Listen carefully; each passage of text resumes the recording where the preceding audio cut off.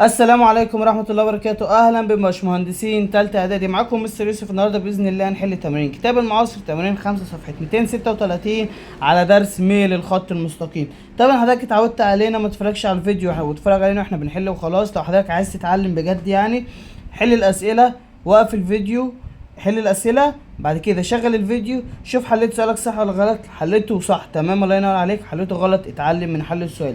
لو قابلتك كتير أسئلة معرفتش تحلها واعترض، ده مش معناته ان مستواك وحش ولا ان حضرتك تتضايق وتسيب الفيديو تمشي. من الطبيعي اني اقابلك اسئله مش عارفها، المهم ان انت تعرف طريقه حل الاسئله دي عشان لما تجيلك تاني تعرف تحلها. كده كده درس افكاره محدوده، يعني لو لميت افكار كتاب المعاصر دي باذن الله مش هتلاقي ولا سؤال بعد كده بيقف معاك، مش هنطول عليك في المقدمه. يلا بينا. بيقول لحضرتك اول سؤال: ميل الخط المستقيم الموازي لمحور السينات بيساوي ايه؟ طيب انا ممكن اروح اقول لك على طول بيساوي صفر، بس احنا عايزين نشرح الاول. تعالى حضرتك كده لو جبنا الصوره الكارتيزيه ورحنا راسمين صوره كارتيزيه بالشكل ده كده، عباره عن محور سينات وعباره عن محور صادات. طب صلى على النبي صلى الله عليه وسلم. بيقول لك هو عنده ميل المستقيم الموازي لمحور السينات. موازي يعني بالطريقه دي كده، ده كده معناته موازي. موازي لمين؟ موازي لمحور السينات اللي هو تحتيه، ما هو ده محور السينات وده محور الصادات. ده ميل الخط المستقيم اللي هو قالك عليه، قالك موازي لمحور السينات.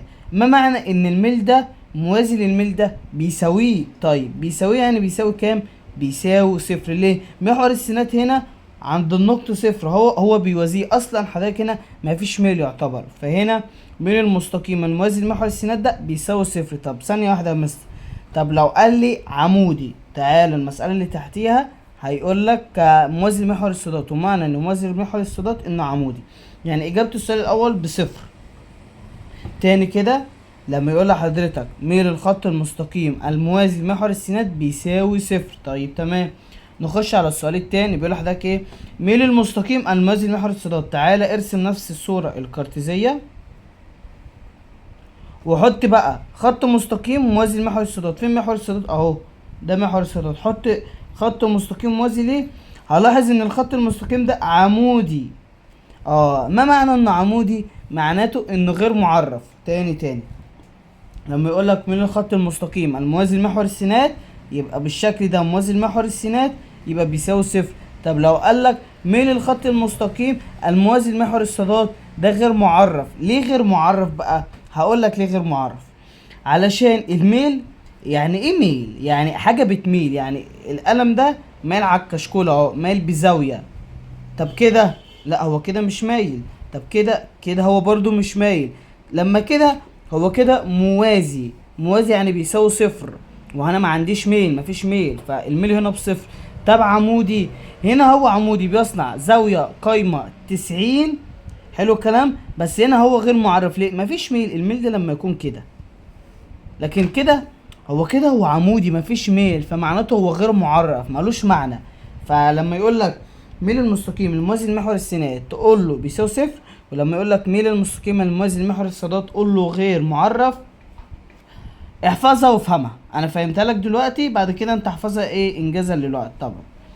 بيقول لحضرتك في السؤال التالت، بيقول لك اذا كان ألف ب يوازي ج د، وكان ميل ألف ب باتنين على التلاتة، فإن ميل ج د. صلى على النبي صلى الله عليه وسلم محمد.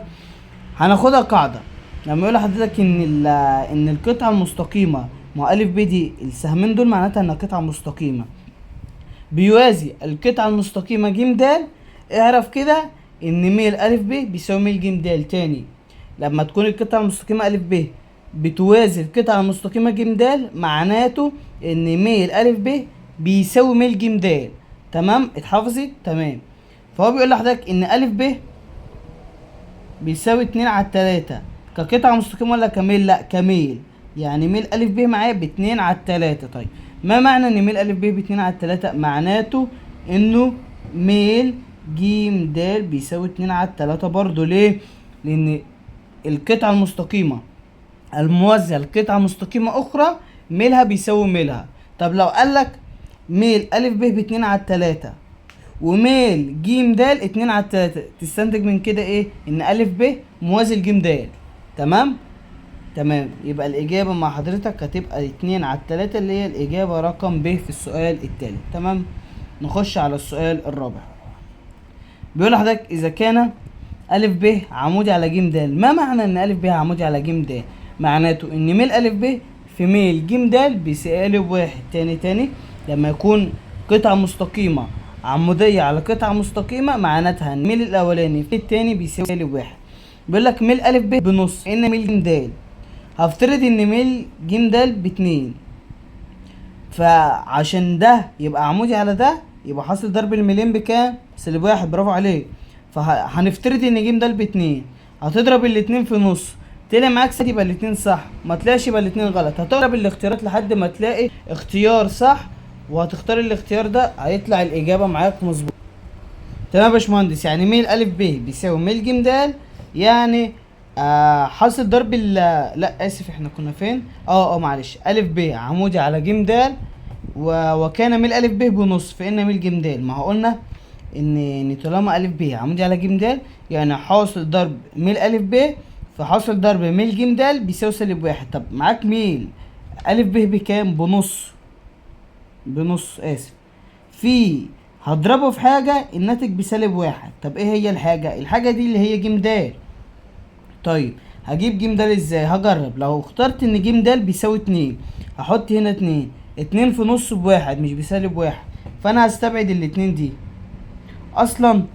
يعني لو حضرتك دماغك شغاله شويه تقول لي انا الاجابه بتاعتي بالسالب، وهنا رقم موجب، فلو ضربت في رقم موجب هيطلع موجب، انا عايز اضربه في رقم سالب، فحضرتك هتستبعد أ وب على طول عشان ارقام موجبه، هيبقى لك ج ود.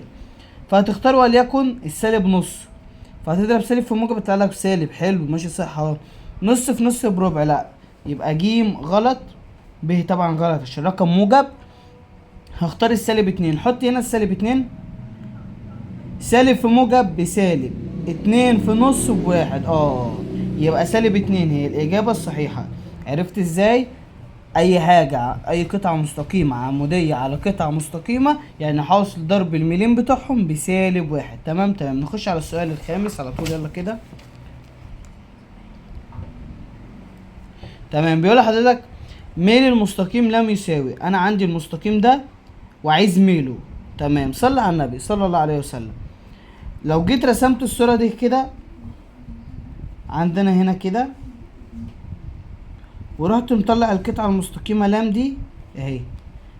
في ناس بتشوف الصورة بتتخض، مش عايزك تتخض، واحدة هنحل المسألة. اللام هنا بيقطع الصادات في 2 وبيقطع السينات في كام بقى؟ في سالب 3. حلو قوي. انا لما باجي اجيب الميل بجيبه عن طريق كذا حاجة، من ضمنهم فرق صادات على فرق سينات. ما انت معاك صورة كارتيزية، ما تروح تجيب لي نقطتين وتجيب فرق صادات على فرق سينات. قول لي ماشي، انا هعمل الكوسين يا مستر همت. حلو. وروح هات لي النقطة الأولى اللي هي عبارة عن س واحد وصاد واحد. هروح على الرسم هنا. تمام كده. بيقول لحضرتك إن اللام هنا، طبعا أنا عندي ده الصادات وعندي ده السينات. اللام هنا بيقطع الصادات في 2. حلو، يعني أنا جبت الصاد ب2، وبيقطع السينات في كام بقى؟ في 0. بيقطع السينات في 0. فأنا كده جبت إن السينات بالصفر والصادات ب2. طب تعالى هنا، القطعة المستقيمة دي بتقطع السينات في السالب 3 وبتقطع الصادات في الصفر. عرفت جبتها ازاي؟ تمام يا باشمهندس. تمام. تاني بجيب الميل عن طريق فرق صادات على فرق سينات. من هنا جبت النقطة ديت اللي هي عبارة عن 2 صاد وصفر سي، وجبت النقطة دي اللي هي عبارة عن سالب 3 سي وصفر صاد. في ناس بتتلخبط، ما تتلخبطش، ده كده ايه؟ ده كده صادات. شوف بيقطعوا فين؟ بيقطع هنا في النقطة 2، حطها وهاخد النقطة دي اللي هي بصفر. فين السينات؟ اهي بيقطع في كام؟ في السالب 3، حطها والصادات بصفر. جيب فرق سينات يلا على فرق صادات. فالميل بتاع حضرتك بيساوي صاد 2 ناقص صاد 1. خد بالك مش 2 ناقص صفر، صفر ناقص 2 صاد 2 ناقص صاد 1. فادي الصفر ناقص الاتنين على س 2 ناقص س 1. ادي س 2 بسالب 3 ناقص س 1 اللي هي بصفر. تعالى نحلها كده على طول مع بعض كده بدماغنا. صفر ناقص 2 بسالب 2 مش بموجب 2، انا طلعت الصغير من الكبير. وسالب 3 ناقص صفر بسالب 3، فالسالب مع السالب، فإجابة هتبقى 2 على 3 اللي هي مع حضرتك أ. اسف رحنا فين اهي الف. طب تعالى للمسألة 6 نفس الفكرة، وقف الفيديو وحلها. لو انت فهمت الاولى هتحل التانية. طب حل دي، حلتها يبقى انت كده فهمت الاولى وتمام، ما عرفتش تحلها وعطلت مش مشكلة، ما تتعصبش، ارجع ما تتفرجش على حلها، ارجع شوف حل دي وحاول تفهمها تاني، دوس على جنب كده بيرجع 10 ثواني لورا وافهم حل دي تاني، بعد كده خش جرب حل دي، ولو عطلت فيها تاني حل دي بايدك، بعد كده ارجع حل دي تاني، ما تشوفش حل دي خالص غير لما تحلها لوحدك. تمام تعالى نحلها بقى يلا. في السؤال السادس عايز ميل الف ب، ادي ميل الف ب. حضرتك انا مش هرسم الرسمه، انا هروح اجيب لك النقطتين اللي انا متعود عليهم وهطرح فرق صادات من فرق سينات اجيب لك الميل على طول. تمام، عند النقطه ب بيقطع الصادات في 2، هصفر السينات، بيقطع الصادات بالسينات في 3، هصفر الصادات، صاد 2 ناقص صاد 1 0 ناقص 2، س 2 ناقص س 1 3 ناقص 0، 0 ناقص 2 بسالب 2، 3 ناقص 0 ب3، تبقى الإجابة سالب 2 على 3 اللي هي الإجابة ب. يعني الرسمة تحسسك بالصعوبة بس هي في الحقيقة في منتهى السهولة. تمام، تعال نحل السؤال دوت. بيقول لحضرتك ميل المستقيم الذي يصنع مع الاتجاه الموجب لمحور السينات زاوية موجبة قياسها ه يساوي. لو حضرتك كنت سمعت شرح الدرس من المدرس بتاعك وفهمت شرح الدرس كويس هتختار الإجابة على طول. وفي واحد فهم شرح الدرس كويس بس مش عارف يحل ليه، هو عارف ان ميل المستقيم الذي يصنع مع الاتجاه الموجب هتبقى ايه بقى. بص صلى على النبي صلى الله عليه وسلم، انا عندي لو رسمت رسمة كده حلو ورحت مطلع ميل بالشكل دوت، الميل ده عبارة عن القطعة المستقيمة ألف ب، وقلت لك إن الزاوية دي ب30، هتقول لي يا مستر أنا حفظت وفهمت من المدرس بتاعي إن أنا أقدر أجيب الميل عن طريق كذا حاجة، فرق صادات على فرق سينات، عن طريق تاني الزاوية أو ظاهر. هقول لك إزاي، هتقول لي مش الميل ده بيميل بزاوية 30، هقول لك اه، هتقول لي ما أنا هروح أجيب الظا 30، هقول لك اه، هتقول لي لما احسب ظا 30 هتطلع لي برقم، الرقم ده بقى هو ميل القطعه المستقيمه الف ب. يعني انا اقدر اجيب الميل عن طريق الف ب زاويه الف ب اللي بيميل عليها، هتقول لي اه عن طريق ظا الزاويه. هقول لك طب هو بيقول لي ميل المستقيم الذي يصنع مع الاتجاه الموجب، ادي ميل المستقيم اللي بيصنع مع الاتجاه الموجب لمحور السينات، ما هو ده كده محور السينات اهو، بيميل على محور السينات بزاويه موجب مع عقارب الساعه يعني موجب، زاويه موجبه. تمام، الزاويه موجبه فعلا قياسها ه، ال30 دي هو قال لك عليها ه، ما قالكش انها ب30 مش هتفرق، قال لك بيساوي ايه، هقول لك بيساوي ظا ه. طب هتقول لي مفيش ظا ه اصلا في الاختيارات، هقول لك هو هنا السهل الممتنع، هو حول لك ظا ه دي لحاجه تانية بتساويها عن طريق الدوال المثلثيه. حضرتك اخدت الدوال المثلثيه اكيد، هتقول لي هي ظا ه بتساوي ايه من الدوال المثلثيه، اقول لك بتساوي جا ه على جتا ه. يعني ظا الزاويه بتساوي جا الزاويه على جتا الزاويه، هقول لك بالظبط الله ينور عليك اللي هي الاجابه ج. هي جا ه على جتا ه هي ظا ه، بس هو شالها وحط لك حاجه تانية عشان ايه، عشان يخدعك مش اكتر. تمام، نخش ونكمل على الصفحه التانية. تمام يا باشمهندسين، نكمل ونخش على السؤال التامن. بيقول لحضرتك إذا كان ميل الخط المستقيم أكبر من الصفر فإن الزاوية الموجبة التي يصنعها المستقيم مع الاتجاه الموجب لمحور السينات تكون. طب صلى على النبي صلى الله عليه وسلم، أنا لو رسمت صورة كارتيزية بالشكل دوت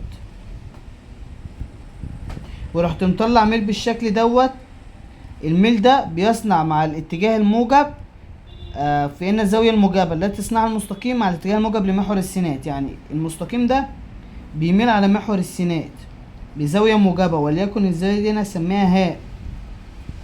تمام يا باشمهندس، هسمي القطعة المستقيمة دي ألف ب. بيقول لحضرتك ايه بقى، هو أكبر من الصفر، لو كان بيساوي الصفر كان هيبقى الشكل عامل ازاي؟ كان هيبقى الشكل عامل كده، ادي الصورة الكارتيزية وادي المستقيم هتلاقيه بيوازي محور السينات.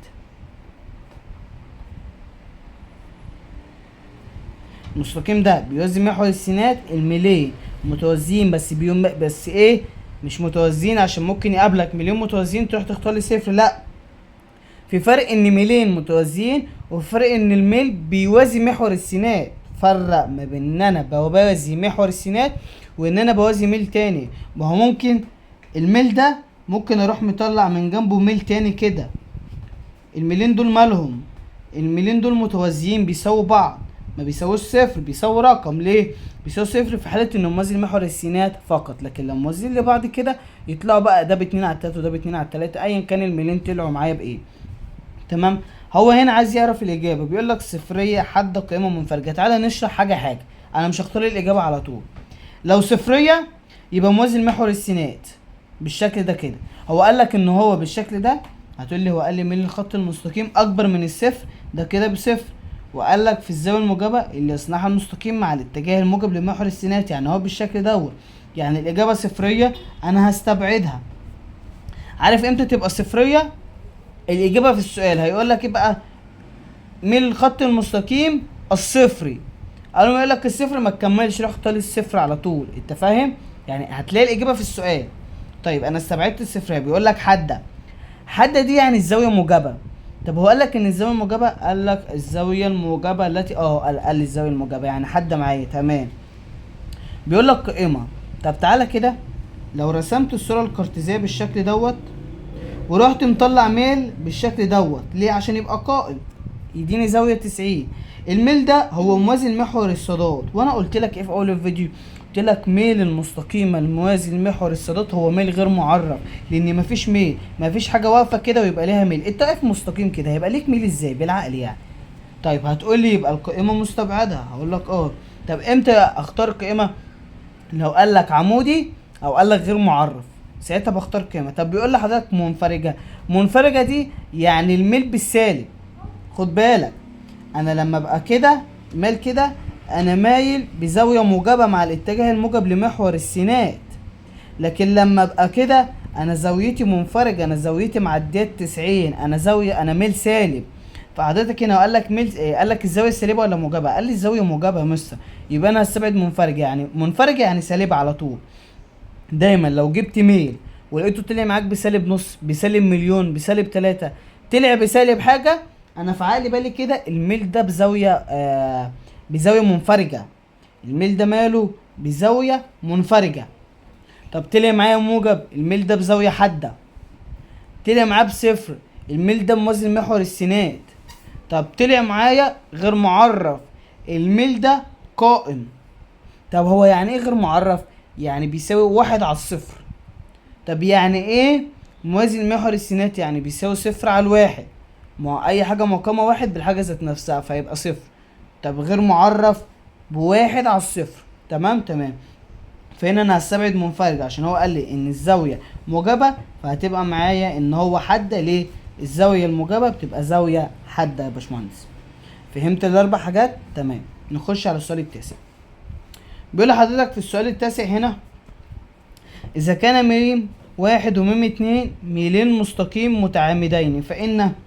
هو يعني ايه متعامدين؟ يعني حاصل ضرب الميلين بسالب 1. ميم 1 يعني نكتب على جنب كده، ميم 1 في ميم 2 بيساوي -1. بيقول لحضرتك ميم 1 بتساوي ميم 2، ميم 1 بتساوي سالب ميم 2، ميم 1 في ميم 2 ب1، ميم 1 في ميم 2 بسالب 1. انت قلت لي ايه؟ متعامدين يعني حاصل ضرب الميلين بسالب 1. صح، اجابه ج اجابه صحيحه. الف غلط. ليه؟ الميلين مش بيساووا بعض. نروح نجيب ميم 1 من هنا، هتساوي ايه؟ هتقول لي هنا جمع ولا طرح، بودي بعكس الاشاره. ضرب بقسم، هنا ضرب ما هو بينهم نقطه كده بس حضرتك مش شايفها. يعني حصل، يعني لما يكونوا مضروبين بقسم عشان تجيب حاجه. انا هجيب ميم 1 اقسم على ميم 2. ليه هقسم على ميم 2؟ ما انا هقسم على ميم 2 هنا فدي تروح مع دي، فيبقى لي هنا ان -1 على ميم 2. كده انا جبت قيمه ميم 1 بكام بقى؟ ب1 على ميم 2، يعني مش بيساوي بعض. بيقول لك ان ميم 1 بتساوي سالب ميم 2، لا، ميم 1 بتساوي -1 على ميم 2. طب حاصل ضربهم ب1؟ لا، حاصل ضربهم بسالب 1. تمام. نخش على السؤال العاشر. بيقول لحضرتك اذا كان ميم واحد وميم اتنين ميلين مستقيمين متوازيين. يعني ايه متوازيين؟ يعني ميم واحد بيساوي ميم اتنين، تمام. فان ميم واحد ناقص ميم اتنين بصفر، ميم واحد زائد ميم اتنين بصفر، ميم واحد ناقص ميم اتنين لا يساوي صفر، ميم واحد في ميم اتنين بيساوي صفر. تعالى كده انا هفترض ان ميم واحد ده بيساوي تلاتة، وانا عايز اجيب قيمة ميم اتنين ده، هجيبها ازاي؟ تقول لي مثلا انت قلت لي ان المستقيمين متوازيين، اقول لك اه. قول لي يعني ميم اتنين بتلاتة ليه يا حبيبي؟ لان ميل واحد بيساوي ميل اتنين بما انهم متوازيين. هقول لك الله ينور عليك. هتقول لي طب معنى كده ايه؟ هقول لك انت عايز تختار اجابة صح، جرب الاختيارات. ميم واحد ناقص ميم اتنين بصفر، تعالى جرب. ميم واحد بكام؟ بتلاتة، ناقص ميم اتنين بتلاتة، تلاتة ناقص تلاتة بصفر، الإجابة ألف صح. طب خد الإجابة ب. ميم واحد زائد ميم اتنين بيساوي صفر، تلاتة زائد تلاتة بيساوي صفر يا مؤمن؟ مستحيل يا باشمهندس. طب حاصل ضربهم بصفر، تلاتة في تلاتة بكام؟ تسعة، مش بصفر. طب حاصل طرحهم لا يساوي صفر، ميم واحد ناقص ميم اتنين بيساوي صفر، لا هو بيساوي صفر مش لا يساوي صفر، فالإجابة بتاعتي ألف. تمام. نخش على السؤال ال11. تمام يا باشمهندس. بيقول لحضرتك ايه بقى في السؤال 11؟ بيقول لك ميل المستقيم الموازي للمستقيم المر بالنقطتين يساوي، واحده واحده عليا. انت قلت لي انا عندي ميل مستقيم موازي للمستقيم، وليكن انا هرسم صوره كارتيزيه بالشكل دوت، واروح مطلع منها مستقيم كده، والمستقيم ده بيميل على بزاويه ها على محور السينات، وهسميه الف ب. حلو الكلام، حلو الكلام. انت قلت لي ان ميل المستقيم ده بيوازي مستقيم، هفترض ان انا رحت مطلع مستقيم تاني كده، مش المستقيم ده يا باشمهندس بيوازي المستقيم ده. هتقول لي ده اطول منه، بس اقول لك مش هتفرق، مش شرط ان المستقيمين متوازيين ان هما يبقوا نفس الطول، هما نفس الميل ولكن ليس نفس الطول، لكن بيوازوا بعض بالشكل ده. هتقول لي تمام. هتقول لي مثلا ما معنى ان هما متوازيين؟ اقول لك يعني ميل الاولاني بيساوي ميل التاني. هتقول لي تمام. بيقول لك هو عايز ميل المستقيم. حلو، انا كده عايز ميل، وليكن انا عايز ميم واحد، عايز اعرف هي بكام. ميم واحد ده موازي للمستقيم ده، والمستقيم ده بيمر بالنقطتين دول. هتقول لي استنى يا مستر، انا النقطتين دول هروح اجيب فرق سدات على فرق سينات، يبقى انا كده جبت ايه؟ ميل المستقيم ده. وبان ميل المستقيم ده موازي لميل المستقيم ده، يبقى الاتنين بيساوي بعض، فاذا عشان اجيب الميل ده هجيب الميل ده، وده هو ده، لان هما متوازيين اصلا. هقول لك برافو عليك، المساله اتفهمت خلاص. فانا هروح اجيب له ميم اتنين اللي هو عاوزها، قصدي اللي هو مش عاوزها، بس هي بتساوي ميم واحد، فيعتبر هو عاوزها. فانا اقول لك فرق صادات على فرق سينات، وراعي يا باشمهندس صاد اتنين ناقص صاد واحد، وليس صاد واحد ناقص صاد اتنين. يعني التلاتة ناقص التلاتة، وليس العكس. هو هتقول لي ما هي تلاتة ناقص تلاتة هي تلاتة ناقص تلاتة، اقول لك هي صدفة ان الصادات زي بعض، ممكن تكون صاد دي باتنين، فتلاتة ناقص اتنين مش هي اتنين ناقص تلاتة، فخلي بالك. فانا هنا عندي الصادات ناقص بعض، والسينات سالب اتنين ناقص اتنين، فانا هاجي كده اقول له تلاتة ناقص تلاتة بصفر، سالب اتنين ناقص سالب اتنين بسالب اربعة، صفر على السالب اربعة بصفر. هتقولي ليه مش غير معرف؟ اقول لك غير معرف برقم على الصفر، وليكن واحد على الصفر، ففرق ما بين الغير معرف وما بين الصفر. راح اجيب حل السؤال 12. إذا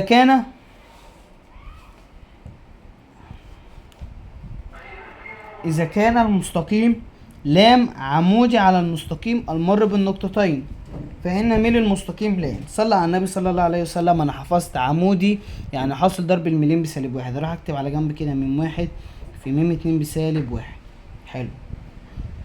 أنت قلت لي إن المستقيم لام ده عمودي على المستقيم المر بالنقطتين دول، وليكن أنا برسم المستقيم ده، وهقول لك إن المستقيم ده هنا ألف، ألف دي باتنين وسالب واحد، وهسمي ان دي ب، وب دي بخمسة وصفر. وانت قلت لي ان في مستقيم اسمه لام عمودي على المستقيم دوت، وليكن المستقيم ده اسويه لا. تمام. اسف على الصوت عشان الشارع بس، اسف على الصوت بتاع التوك توك عدى. نعمل ايه طيب؟ معلش نكمل. ميم واحد في ميم اتنين بسالب واحد، ده احنا عرفناه، بسبب ان هما متعامدان. طبعا انا رسمت له المستقيم ا ب، انا سميته ا ب اللي بيمر بالنقطتين دول وحطيت النقطتين، وانت قلت لي ان في مستقيم لام عمودي على المستقيم ده. طب انت عاوز ايه؟ انا عايز ميل لام. ما هو ميل لام في حاصل ضرب ميل ا ب بسالب واحد. روح جيب لي ميل ا ب وريح دماغك. اروح اجيب لك ميل ا ب من عين الاتنين. ميل ا ب وليكن انا هسميه ميم واحد بيساوي ايه بقى؟ فرق صادات على فرق سينات، وصاد اتنين ناقص صاد واحد، 5 ناقص 2، س اتنين ناقص س واحد، صفر، ناقص الواحد، فدي تبقى زائد. خد بالك من الاشارات. هتقول لي يا مستر 5 ناقص 2 ب3، وصفر زائد واحد بواحد، 3 على الواحد، انا جبت ميم واحد ب3. ميم واحد في ميم اتنين بسالب واحد. اضرب ال3 دي، متقوليش في سالب واحد، انا هضربها في ميم اتنين. ما هو ميم اتنين ده اللي هو ايه؟ من اللام، فانا هضرب في ميم اتنين اللي هو من اللام اللي انت عاوزه. فدول بيساوي بقى، دول بيساوي سالب واحد، معاصل ضربهم بسالب واحد. 3 في ميم اتنين بيساوي سالب واحد، معادلة في مجهول واحد تتحل. اذا ان ميم اتنين بيساوي، اسف، هقسم ضرب اسمه جمع وطرح بودي بعكس الاشاره. هقسم على كام؟ هقسم على على الرقم اللي جنب المجهول، عشان في ناس بتروح تقسم على السالب واحد. لا، انا بقسم على الرقم اللي جنب المجهول. ميم اتنين اهي، بقسم على اللي جنبها اللي هي 3، فالتلاتة تيجي تحت السالب واحد اللي هي سالب تلت، اللي هي الاجابه عندك رقم د. تمام يا باشمهندس، نكمل ونخش على السؤال 13. تمام، نكمل ونخش على السؤال 13. بيقول لحضرتك ايه بقى في السؤال 13؟ اذا كان ميم واحد وميم اتنين ميل مستقيمين متعامدين. يعني ايه متعامدين؟ يعني حاصل ضربهم بسالب واحد. يا مستر انا زهقت وحفظت، اروح اكتب على جنب كده. تمام، بيقول لك ان ميم واحد ب75%. اروح اشيل ميم واحد واحط 75% في ميم اتنين بيساوي سالب واحد. انا بعوض بس في ان ميم اتنين. يا مستر دي مباشرة، اقسم على الرقم اللي جنب المجهول، جمع وطرح بودي بعكس الاشارة، ضرب بقسم على اللي جنب المجهول. فميم اتنين هتساوي السالب واحد على 75%. احسبها على الآلة يا باشمهندس، يلا. فين آلتك الحلوة؟ آلتي الحلوة يا مستر. سالب واحد على 75% هيطلع معايا بسالب 4 على 3. تمام، نكمل ونخش على السؤال 14. بيقول لحضرتك بص بقى السؤال ده سهل جدا، وحضرتك هتشوفه هتقول ده سهل جدا، بس هو سهل ممتنع، وفي خبث كروي، خبث رياضيات في السؤال ده. حل يا مستر السؤال ووريني الخبث. اذا كان المستقيمان اللذين ميلهما كذا وكذا على الترتيب متوازيين. يعني ايه متوازيين؟ يعني ميم واحد بيساوي ميم اتنين. يا مستر دي مسألة مباشرة، اهدى عليا. يا مستر ميم واحد بسالب اتنين على التلاتة، وميم اتنين بكاف على الاتنين. انت عايز انا عايز الكاف بسالب اتنين يا مستر، ما هو ده بيساوي ده. هيروح يبص على الاختيارات، وهنا تحدث المفاجأة، مش هيلاقي السالب اتنين، ده في سالب 3 على 4 وتلت و3 وسالب 4 على 3، وفي حاجات كده غريبة. ايه يا مصر اللي موجود ده؟ انت مش قايل لي ان المتوازيين ان ميلهم بيساوي بعض؟ هقول لك ايوه. تقول لي اما ايه الحوار ده؟ فين السالب 2 مش موجودة ليه؟ هقول لك تعالى معايا وشوف الخدعة ديت. هو هنا عايز مين؟ هو هنا عايز الكاف. الكاف دي ممكن تكون سالب 3 على 4، وممكن تكون كذا وكذا وكذا. اعرف منين؟ اقول لحضرتك لازما ان ده كله يساوي ده كله. هتقول لي انا ممكن الكاف دي ما تطلعش بسالب 2. تقول لي ازاي؟ اقول لك هي مش لازم تطلع بسالب 2، هي المهم انها تساوي سالب 2 على 3، ان ده كتوتال يساوي ده كتوتال. مش فاهم؟ اقول لحضرتك انا هفترض ان الكاف بسالب 3 على 4. تقول لي ماشي، انا هعمل كده واحط الاتنين تحت، وهشيل الكاف واحط سالب 3 على 4. يا مستر سالب 3 على 4 دي ما بتساويش السالب 2. ازاي؟ اقول لك هي مش لازم نسويها، انا ممكن احسب دي كلها على الآلة وتطلع بتساوي دي في الاخر. ايه ده؟ ايه ده؟ لا استنى يا مستر، استنى، في حاجات غريبة بتحصل. يعني انت يا مستر عايزني افتح كده الآلة واحط 2 في المقام عادي، واحط سالب 3 على 4، بحيث ان سالب 3 على 4 على 2 يديني ده؟ هقول لك انا ماليش دعوه بالمقام، هو ب2. انا بجيب قيمة الكاف، انا هقعد اجرب الاختيارات، واللي هاخدها دي سالب 3 على 4 هحطها هنا كلها في البسط، وحط دي كلها على الآلة، طلعت معايا بسالب 2 مصالح الصح، طلعت صح. وانا اللي عمال ادور على السالب 2. شفت الخدعة؟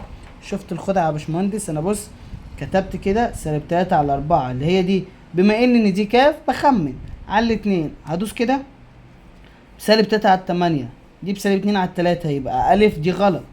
هجرب ان الكاف بتساوي تلت، فهقول لك ايه؟ هقول لك تلت على الكام؟ على الاتنين بسدس، دي بسالب 2 على 3 يبقى التلت غلط. هفترض ان الكاف دي بتلاتة، فهيبقى 3 على الاتنين بتساوي 3 على الاتنين، دي سالب 2 على 3 لا. هفترض ان الكاف بسالب 4 على 3، ادي سالب 4 على 3 على الاتنين. هنا حدثت المفاجأة بسالب 2 على 3 اللي هي دي. اذا الكاف بسالب 4 على 3، ودي مسألة سهلة بس خبيثة شوية. هي حلوة فكرتها. هتقول لي هنا اذا كان المستقيمان الذين نفس الفكرة يا مستر. لا مش نفس الفكرة، دي فكرة مختلفة شوية. خبز تاني يا مستر؟ لا مش خبز، الاولى كانت خبيثة شوية، دي بسيطة سنة. بسيطة سنة ازاي يا مستر؟ اقول لحضرتك بيقول لك ايه؟ لو هما متعامدين انا مش هكمل من 1 في ميم 2 بسالب 1 يا مستر. والله يا مستر انا حفظته وزيته شكلي قافل الفيديو، معلش حقك عليا. هي قلت لك افكار الدرس محدودة. من 1 يا مستر معايا بسالب 2 على 3 في ميم 2 يا مستر بكام؟ ب6 على الكاف بيساوي كام يا مستر؟ بيساوي سالب 1. انت عايز ايه؟ انا عايز الكاف يا مستر. دي سهلة ومباشرة، طرفين في وسطين اتحلت يا مستر. ازاي؟ اضرب ده في ده، بسط في بسط، مقام في مقام، وودي الناحية التانية اتحلت. طب انا يا مستر ما بعرفش احل لما تكون حاجات زي كده، ما بعرفش احل وبحس ان انا تايه وبتحصل حاجات غريبة كده يا مستر، وما بعرفش احل المعادلات دي. مفيش طريقة تتحل على الآلة كده؟ في طريقة، ده انا عيني ليك. ازاي؟ بس بشرط تكون معاك الآلة دي اللي هي كاسيو 991. مش شرط تكون سودا، في منها بيبقى لبني كده او لون فاتح، بس هي 991. بتعمل ايه بقى؟ بتقول لي سالب 2 على 3 في 6 على المجهول، انا هسميه الفا اكس. كتبت الاكس ازاي دي يا مستر؟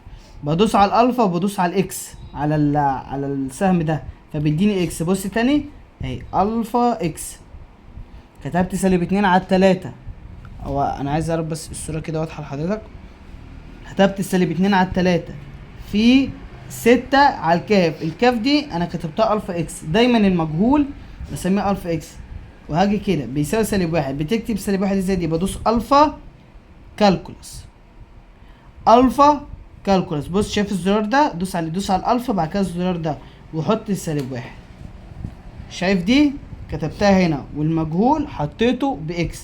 طب بعد كده احلها ازاي؟ هدوس شيفت كالكولس يساوي، هتطلع مع حضرتك بكام؟ بيحمل استنى شويه، بيحمل ب4 اللي هي الاجابه الف.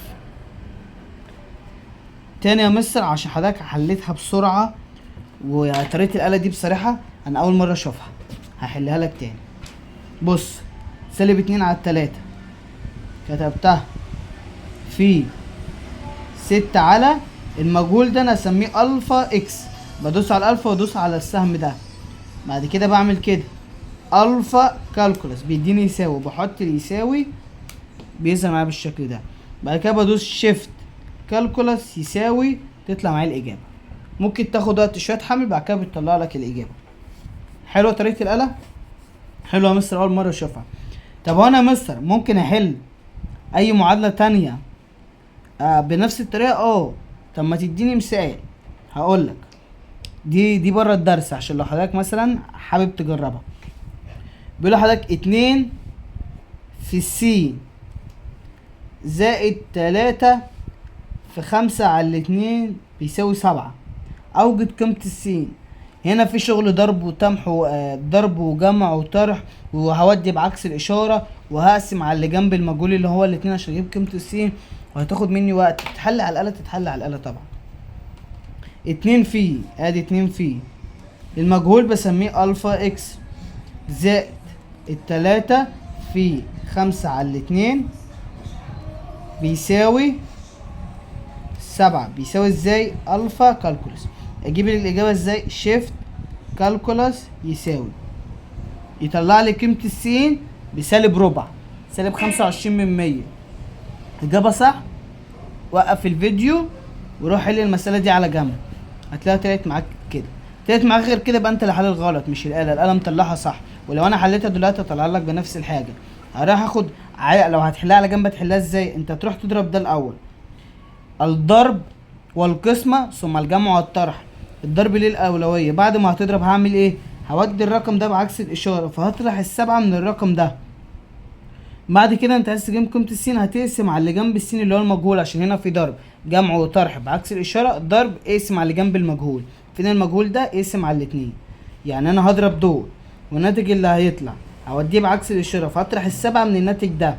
بعد كده هيطلع لي في النهاية ناتج، هقسمه على اقسم الناتج ده على الاتنين، هيطلع لي قيمة السين، هتلاقيها طلعت بسالب ربع. تمام، نكمل ونخش على الصفحة التانية.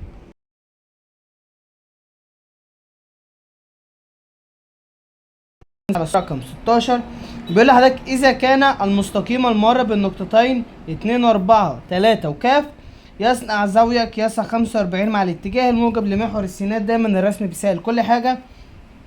هروح ارسم الصورة الكارتيزية بتاعتي، هطلع منها المستقيم اللي بيصنع الزاوية 45 مع الاتجاه الموجب لمحور السينات. الزاوية دي ب45 مع حضرتك. هسمي القطعة المستقيمة دي وليكن أ ب. تمام يا باشمهندس. هو عاوز ايه بقى؟ هتقولي استنى بس قبل ما اكمل، انا مش ممكن اجيب الميل عن طريق تاني الزاوية؟ اقول لك برافو عليك. قول لي طب ما تروح تجيبه وخليه على جنب كده يمكن يحتاجه. هقول لك تمام. فانا هروح اجيب الميل اللي هو بظا 45 اللي هو راح اعمله على الآلة على طول واكتب تان 45. هيطلع معايا ان انا جبت الميل بواحد. هتقولي تمام هو عاوز ايه بقى؟ اقول لحضرتك بيقول لك هو عاوز المستقيم، هو عاوز قيمة الكاف. عايز ايه؟ قيمة الكاف اللي موجودة في المستقيم. هتقولي ما هي سهلة وبسيطة يا مستر، انا المستقيم ده راح اجيب الميل اللي هو فرق صادات على فرق سينات، والميل ده اصلا معايا بواحد، فمنه هتجيب الكاف. اقول لك برافو عليك، يلا روح عوض. فانا اشد شرط الكسر وراح اقول فرق صادات فرق سينات، صاد 2 اللي هي كاف ناقص صاد 1 اللي هي ب4، س 2 ب3 من س 1 ب2. الكلام ده كله بيساوي 1. ده اصلا الميل وهو معايا بواحد، من هنا اجيب الكاف. مش الواحد ده مقامه 1 طرفين في وسطين، كاف ناقص 4 بيساوي 3 ناقص 2 بواحد. ودي الكاف سالب 4 الناحية التانية، فالكاف هتطلع معاك ب5 اللي هي الإجابة رقم ج. تمام يا باشمهندس. تمام. خش على السؤال 17. بيقول لحضرتك إذا كان المستقيم المر بالنقطتين دول يوازي المستقيم المر بالنقطتين دول فإن س مستقيم بيوازي مستقيم، يبقى أنا الميل بيساوي الميل. فراح أجيب لك م 1 يساوي م 2، وبكده أقدر أجيب المجهول اللي هو س. هتقولي تمام. أروح أجيب المعلوم الأول اللي هو م 2، فرق صادات فرق سينات. صاد 2 ناقص صاد 1 اللي هي 2 ناقص 4، وركز يا باشمهندس 2 صاد 2 ناقص صاد 1 اللي هي ب4، س 2 ب5 من س 1 ب3.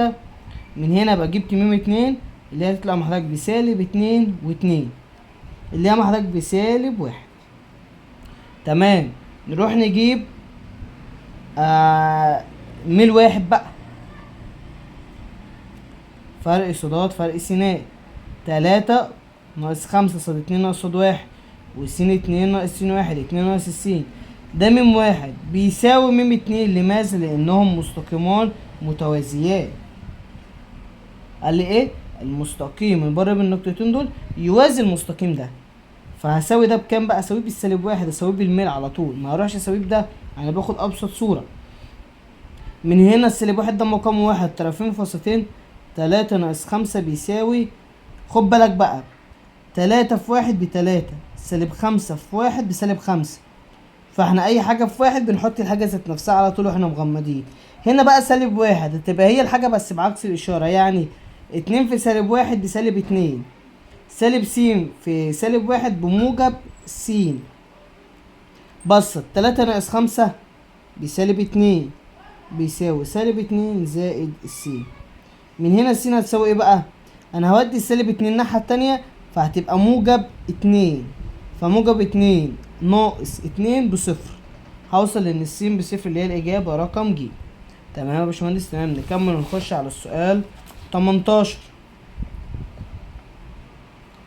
بيقول لحضرتك المستقيم المر بالنقطتين دي ودي يصنع زاوية موجبة مع الاتجاه الموجب لمحور السينات قياس. هو عايز الزاوية. اقول لك انا راح اجيب الميل. الميل ده بيساوي ايه بقى؟ فرق صادات من فرق سينات.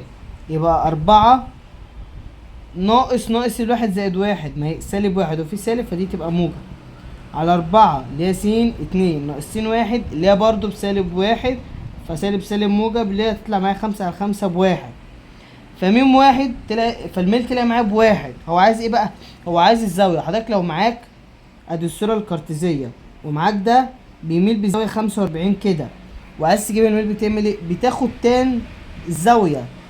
طب لو معاك الميل ذات نفسه وعايز تجيب الزاوية بتعمل ايه؟ بتاخد شيفت تاني الزاوية. فرق ما بين تاني الزاوية وشيفت تاني الزاوية. عايز الزاوية شيفت تان، عايز الميل تان بس. تمام. هروح اقول له شيفت تان الزاوية مع حضرتك ب45. لا اسف الزاوية مع حضرتك بواحد، هيطلع معايا ب45.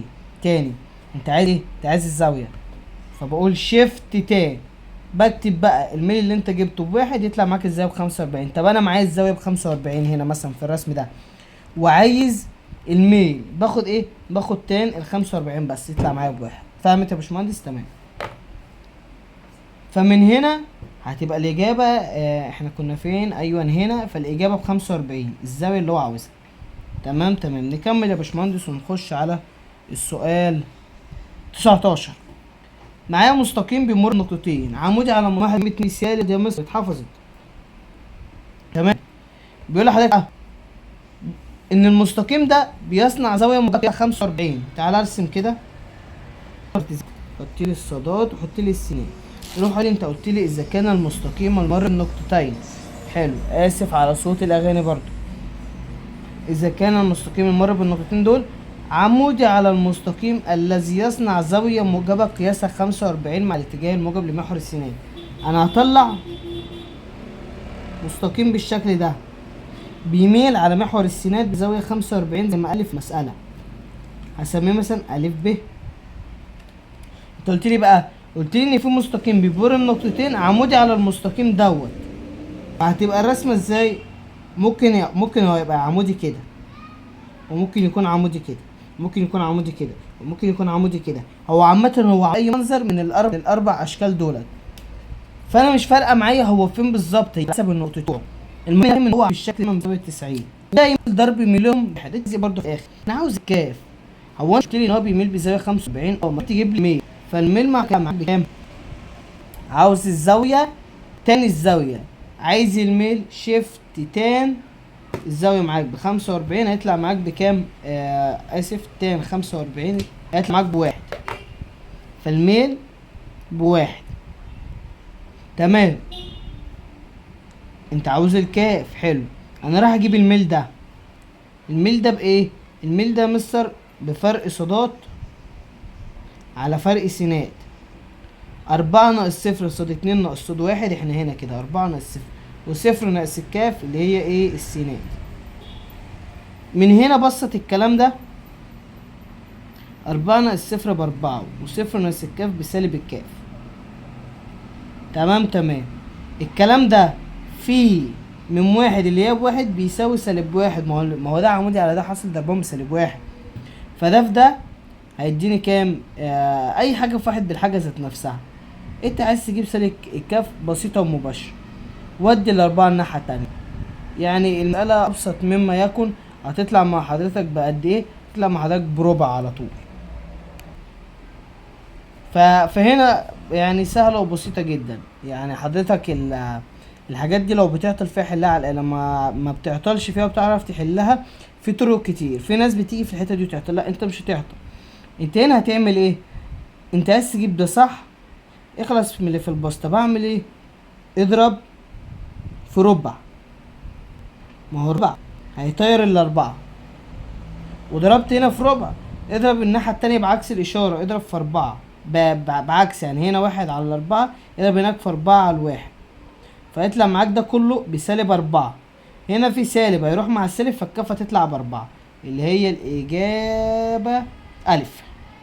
تمام، 19 إجابتها ألف. هكمل واخش على السؤال 20.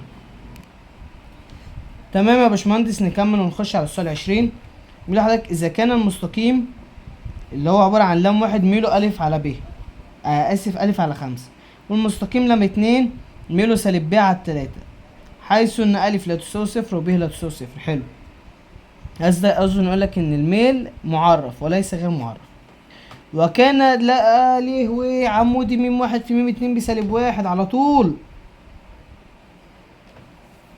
طيب حلو، اتمنى تكون كده الدنيا واضحه. تمام، فبيقول لحضرتك ايه بقى؟ انا عاوز الف في ب. يا مستر مباشر اضرب ميم واحد في ميم 2 ورايح دماغك اهو يا عم. اضرب ميم واحد في ميم 2 واسيب السالب 1 عشان حضرتك ما تزعلش. ميم واحد بكام؟ بألف على 5. ميم 2 بكام؟ بسالب ب على 3. في ناس تقول لي يا مستر ده لام مش ميم. يا حبيبي ميم دي اللي هي الميل، وميله ألف على 5، ميله سالب ب على 3. اضرب ده في ده. بتضرب ازاي يا مستر؟ هقول لك بضرب ازاي. بسط في بسط، مقام في مقام. 5 في 3 ب15. ألف في ب بألف ب، واوعى تنسى الإشارة. ما تشيل الإشارة مع الإشارة. أنا عايز أخلص من 15، اضرب في 15، فدي هتروح مع دي، فالألف ب هتساوي، هتضرب هنا ب15 هتطلع برضو 1 في 15 ب15، يعني ألف ب ب15 اللي هي الإجابة ج. هو احنا السؤال ده ما اخترناش إجابته ولا حليناه؟ لأ حليناه وإجابته طلعت ب4. احنا نسينا نختار الإجابة. تمام، نكمل ونخش على السؤال 21. تمام، بيقول لحضرتك ألف ب ج قام الزاوية في ب. أروح أرسم بقى عشان إيه؟ الرسم بيسهل الدنيا كلها. دايما حل زي كده، يعني لما يجيلك حاجة زي كده ما تكملش قراية، اقف وارسم وبعد كده ارجع كمل قراية. بقول لحضرتك ايه بقى؟ معاك ألف ب5 و1، ومعاك ب ب1 و0، معاكش ج. هو عايز ميل ب ج. ما هتقول لي يا مستر ما انا لو معايا ج فرق سينات وفرق صادات جبت الميل، بس انا مش معايا. هقول لك مش شرط. مش ألف ب ده عمودي على ب ج؟ هتقول لي انا عرفت منين؟ هقول لك ما هو بيصنع زاويه 90. اي قطعه مستقيمه عموديه على قطعه مستقيمه بتصنع زاويه 90. مجرد ما تشوف زاويه 90 يعرف ان الاتنين دول عموديين على بعض. فهنا زاويه 90 يبقى الف ب عمودي على ب ج. وما معنى ان الف ب عمودي على ب ج؟ معناته ان ميل الف ب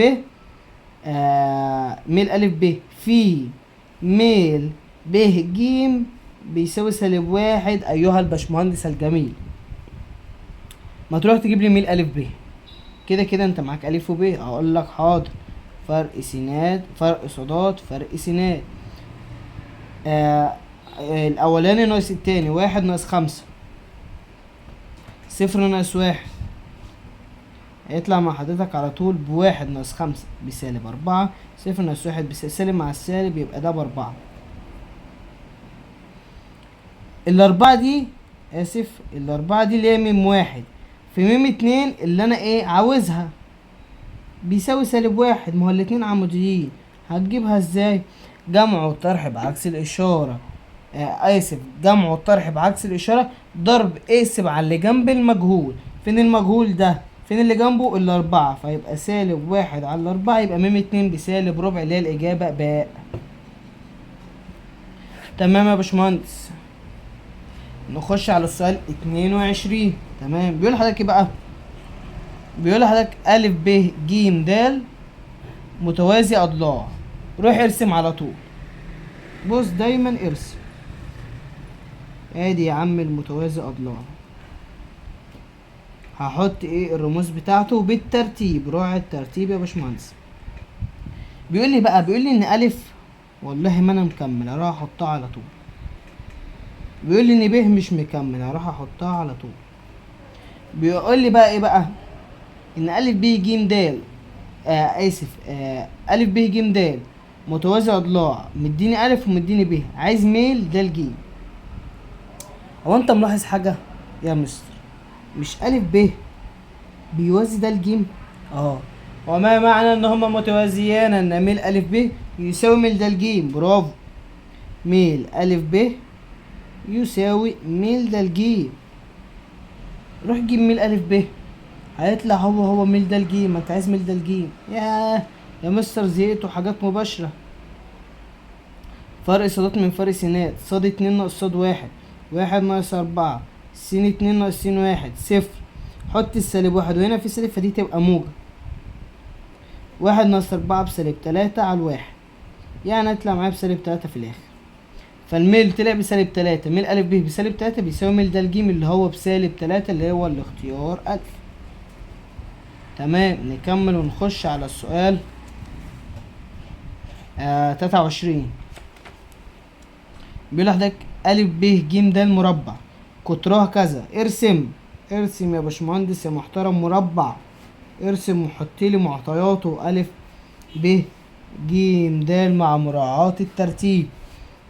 قطراه اللي هما أ ج و ب بيتقاطعوا هنا. خد بالك القطرين دول متعامدين. المستقيم ده عمودي على المستقيم ده، بيصنع زاوية 90 زاوية 90 زاوية 90 زاوية 90. تمام. حتى لو رحت جمعت 90 و90 و90 و90 هتلاقيهم 360. وفي قاعدة بتقولك مجموع النقط مجموع الزوايا المتجمعة حول نقطة واحدة يساوي 360. تمام. فمن هنا انت مديني القطرين، مديني ان أ ب5 و3 ومديني ان ج بسالب 1 و5. فان ميل ب د، لو عايز الميل ده، مش الميل ده عمودي على الميل ده، يعني ميل ب د في ميل أ ج يساوي سالب، هم متعامدين. انت عاوز ده، جيب ده اضربه في م 2 تساويه بسالب 1 تجيب ده. والله قررت كده يا باشمهندس، عيب تعطل بقى في الاسئله دي كلها لانها اتكررت كتير. فانا راح اقول له ده في م 2 بيساوي سالب 1. ميل بقى أ ج بكام؟ فرق صادات على فرق سينات. سالب 1 ناقص 5 بسالب 6، 5 ناقص 3 2، صاد 2 ناقص صاد 1 وسين 2 ناقص سين 1. دي بتتحل على طول بالآلة وبتتحل بالدماغ. هحلها ازاي بدماغي؟ شايف ده؟ اضرب في مقلوبه اللي هو كام؟ مقلوبه اللي هو 2 على 6 والسالب، واحط سالب ما تنساش، فالسالب يروح مع السالب، واي حاجه مضروبه في معكوسها يبقى كل ده يديك 1. زي ما ضربت في اليمين تضرب في الشمال. ضربت في اليمين في 2 على 6 بس بس ضربت بالسالب، فهضرب برضه هناك بالسالب، فالسالب هيروح مع السالب، وواحد في 2 على 6 ب2 على 6. هتبص مش هتلاقي 2 على 6 ومبسطة على الاتنين فيها الواحد على الاتنين فيها التلاتة. يعني ايه على الاتنين فيها الواحد؟ انا بقسم على الاتنين، ف2 على الاتنين فيها الواحد، فالبسط بقى بواحد. الستة اقسمها على الاتنين هتطلع ب3، فهتطلع معاك ب12. طب انا يا مستر ما بعرفش اعمل الحاجات دي وعايز اعملها على الآلة. بص بالآلة هعملها على طول. احنا قلنا ايه؟ احنا قلنا سالب 6 على الاتنين اهي اللي هي دي في الفا اكس اللي هو بيساوي الفا كويس. المجهول بتاعك بسالب كده. تبص صفر ايه ده؟ بص دي متقاس اول مبسطه. شايف مش هطلعناها بتلت؟ روح اكتب التلت كده على القلم واعمل اس دي هي. تمام. هتقولي طب لما تطلع كده معايا هعرف منين؟ نجرب الاختيارات اللي تطلع معاك زي دي اختارها، واللي هتطلع معاك الاجابه الصح ده اللي هي تلت. نخش يلا يا باشمهندسين على اخر سؤال، والسؤال رقم 24 في اسئله اختر من متعدد من كتاب المعاصر. تمام يا باشمهندس. نخش على السؤال رقم 24. بيقول لحضرتك ايه بقى؟ اذا كان لام واحد، مش هكمل، هروح اكتب على جنب ان حاصل ضربهم بسالب 1. استنى هي مش باينه مظبوط كده؟ تمام معلش بس كانتش باينه في الاول. حاصل ضربهم بسالب 1، فإن كاف واحدة بقى. أنا معايا مستقيمين، أنا ممكن أجيب من المستقيم الأول ميله ومن المستقيم التاني ميله وأضربهم وأساويهم بالسالب 1، وكده كده هتبقى الكاف موجودة في المعادلة، فهجيب نتيجتها كده كده انا عارف ان هو بيساوي سالب واحد. حلو يا مستر، روح اعملها، هروح اعملها مش هزعلك. فهروح اقول ان ميم واحد بتساوي فرق صادات من فرق سينات. فين بقى ميم واحد دي يا مستر؟ هقولك، شايف المستقيم ده بكام وبكام؟ بصفر وكاف. روح اكتبها على جنب كده. وبايه تاني وايه تاني؟ وباربعة وصفر. روح جيب الميل من هنا، هتقول لي ايه؟ صاد واحد صاد اتنين ناقص صاد واحد وسين اتنين ناقص سين واحد. من هنا هيطلع معاك وحدك بكام؟ بسالب كاف على الاربعة. تمام. روح جيب ميل التاني. ميل التاني روح جيب لي النقط بتاعته الاول. هتقول لي النقط، ادي المستقيم التاني بصفر وسالب اتنين، ادي الصفر والسالب اتنين. واروح اجيب له النقطة التانية. النقطة التانية بكام بقى؟ بواحد صاد وبسين معرفش. ما هو مش كاتب تحتها هنا السين بكام. طب بص، قبلها هنا السين كانت باربعة صح؟ ممكن تكون دي بخمسة وممكن تكون بستة. يعني هي من بعد الاربعة بيبقى في خمسة وستة. الواحد دي انا مش عارف يعني تحت الخمسة ولا تحت الستة. فانت هتجرب تاخدها مرة بالخمسة وتحط هنا خمسة، وهتجربها مرة هنا بالستة. لما هتجرب بالخمسة هيطلع معاك قيمة الكاف. لو موجودة في الاختيارات يبقى الواحد ده تحتيه خمسة صح. لو طلعت غلط هتجرب الستة. طلع حاجة في الاختيارات يبقى الواحد تحت الستة. هتجرب بالخمسة هيطلع معاك بستة ونص، ومفيش ستة ونص في الاختيارات. هتجرب الستة هتطلع مع حضرتك بتمانية. وتعالى نشوف. فانا هروح اجيب ايه؟ هروح اجيب ميم اتنين فرق صادات على فرق سينات، سالب اتنين ناقص واحد وكام؟ صفر ناقص الستة. مش هاخد الخمسة، ان الخمسة هتطلع معايا غلط. فمن هنا انا طلعت ان ميم اتنين بكام؟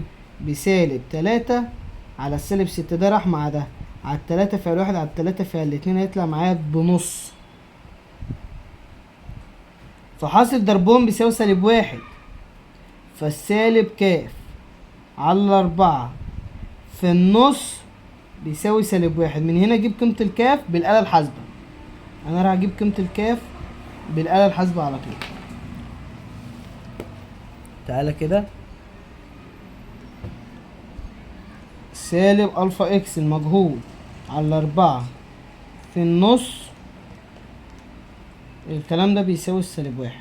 انا كتبت المعادلة شيفت كالكولاس يساوي، هتطلع مع حضرتك بتمانية اللي هي الإجابة دي. تمام. عرفت حلينا السؤال ازاي؟ حليناه بصياعة. في طريقة تانية ان انت تخمن الكاف باتنين ولا بستة ولا باربعة ولا تمانية، تقعد تجرب الاختيارات وهتطول معاك شوية. يعني دي اسهل. انا جبت الاولى كده كده معايا الميل بتاع اللام اتنين بصفر واربعة وصفر وكاف، هتطلعها هتطلع معاك بسالب كاف على الاربعة. التانية معاك بصفر وسالب اتنين بس انت مش عارف هنا بواحد وكام. هتخمن هي بخمسة وستة. عرفت منين؟ لان هنا كانت اربعة والاربعة قبليها، بعدها هنا خمسة وبعدها هنا ستة. انا مش عارف هو الواحد تحت مين فيهم.